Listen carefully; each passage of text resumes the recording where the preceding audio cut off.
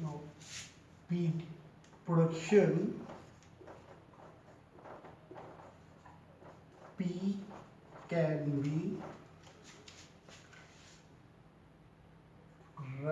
written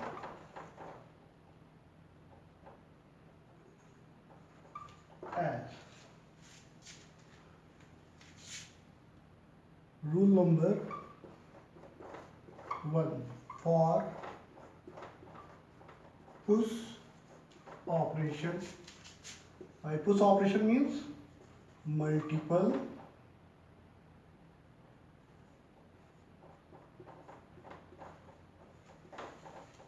stack symbol. Okay देखिए rule क्या कहता है, QI read A top of the stack Z naught,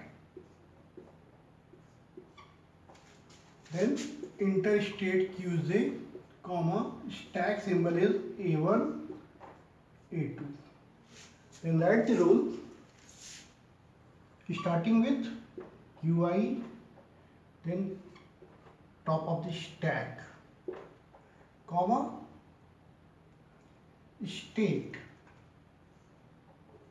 जो भी स्टेट होगी वहाँ पे, implies starting with this letter small a, here starting with QJ, the first stack symbol A1, then state Q dash, that is Q, same state is coming here Q dash, the other stack symbol, मतलब second stack symbol A2, then ending with this state Q.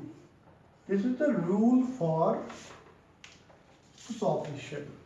Here in the push operation starting with QI, then stack symbol, then state, जो state होगी वहाँ पे Q1, Q2 and so on, implies का symbol लगाएंगे CFG वाला, then starting with A, and now here starting with QJ symbol, QJ state, then first stack symbol because of first terminal, non-terminal, then Q dash, Q dash मतलब जो भी state है वहाँ पे Q है तो यहाँ पे Q dash में Q आएगा, Q नॉट आएगा, जो state यहाँ आएगी वो यहाँ पे आना मस्ट है, दोनों का सेम होना मस्ट है, same.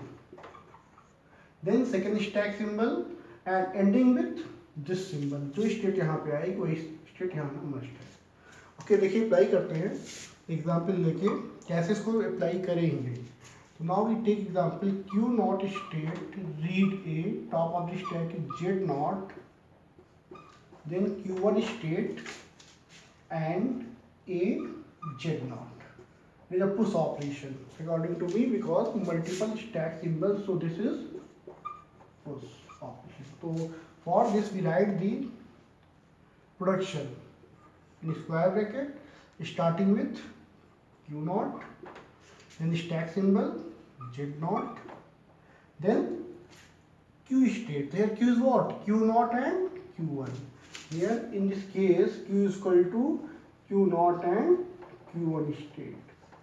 So first we write Q naught.